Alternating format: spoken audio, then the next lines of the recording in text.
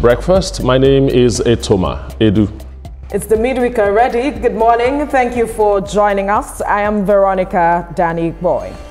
And because it's the midweek, it's not just breakfast, it's a sprinkle of dessert. A lot is happening right here on the show, and we'll definitely be bringing it to you, from trending to Abuja to the conversations, and of course, the newspaper review. I am Ria Abdul, and top of the morning, Nigeria. Absolutely, and it's a brand new day. It's time for us to bring you everything that you need to know on this table. I'm Ibrahim Shita. I like the way you said brand new day twice. It's actually a brand new day. Anyway, like you have said, Etoma, we have an area of issues we'll be looking at. Of course, like America first, the president is looking at Nigeria first. That will form the focus of our conversation, and definitely stories from the newspapers, as well as stories that are trending now, and definitely the FCT brief. But let's begin with the story, where the United Kingdom is preparing to impose new visa restrictions on Nigeria, Pakistani and Sri Lankan nationals as part of efforts to reform its immigration system and curb visa abuse.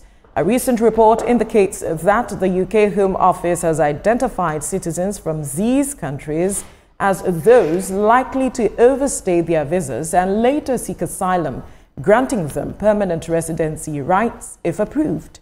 According to a Home Office spokesperson, the UK is building intelligence systems to identify individuals likely to exploit the visa system early in the process. The upcoming immigration white paper will set out a comprehensive plan to restore order to the system. The full details of the proposed visa changes is expected to be released later this month. Of course, the UK says it has been tightening the noose around its immigration policies and laws because they keep finding people taking advantage of the system. And it seems Nigerians, Pakistanis, and some other nationals have been found guilty. So a lot of Nigerians that are planning to jackpot are wondering what is the next thing that will be happening. We saw a reduction in the number of student visas because the UK says a number of them overstay after their study time, and some of them that even went with their dependents were asked. I think sometime last year we had that conversation you have to have certain amounts of monies before you can bring in a dependent and all of that. The UK keeps tightening the news, Etoma. Yes. What do you make of this? Go to England, and there are parts of England you go to and you think you're in Lagos. Right. You know, it's pidgin English everywhere, here and there, and all that. But that can also be found in the United States and other countries. You know, the issue there is you have a 6 months visa. Why stay there 8 months? You know, come back in 5 months. Come back in 5 months, and because you did not violate the visa rule, you reapply, that might even give you a 10-year visa or something like that. So Nigerians, it really wasn't a palatable story to hear when when I heard it the first time. And I'm saying, so Nigeria is that bad? I mean, why that?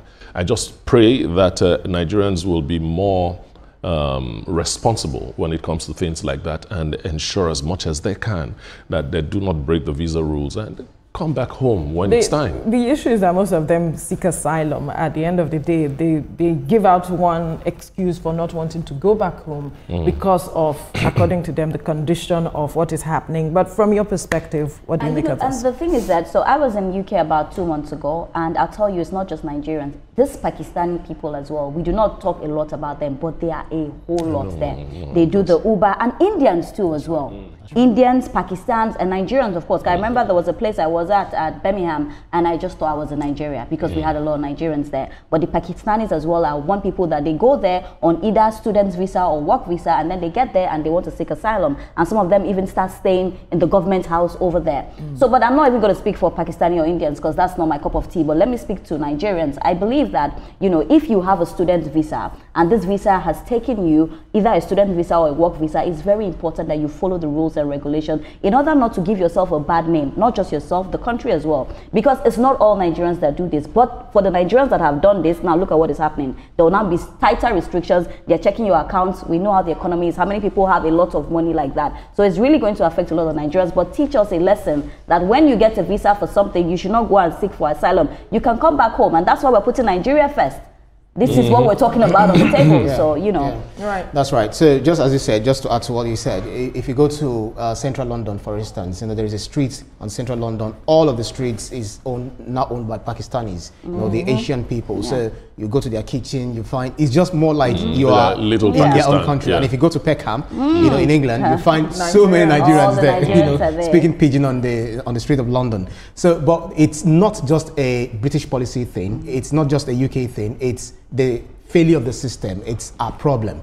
So by the time we begin to work on what we do as a country in terms of security, in terms of job security as well, in terms of economy and all of that, we'll make Nigeria more attractive to Nigerians as they are attracted to countries, outside of this, and nations outside of this continent. So it's a wake-up call to our president, the government generally, to think, okay, what exactly is attracting Nigerians out there? Because some of them are doing genuine business, but some, you find them, they are doing menial jobs, casual jobs. Some of them are cleaning, big hotels and all of that. So some jobs they can't take up here is what they are doing there. But if you ask them, they say it's because of the job security, value of the money, and the fact that they know that when they plow back this money into the system, they get value for it. So a majority of them, for instance, talk about doctors, nurses that are leaving the country. A majority of them will tell you that they are the least paid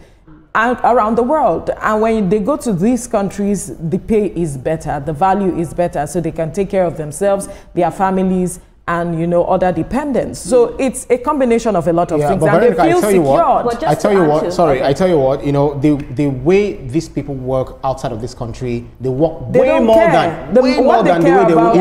Is the value of and it affects their mental health. I just want to say something quickly, to what you've said. Because we know that we always speak about the fact that the working conditions in Nigeria is not good and all of that, but we're also saying that don't spoil the image of Nigerians. So if you get this visa, you cannot overstay it. Like what you were saying, you get visa for 6 months, you want to stay for 10 months. We need to go it's not the best.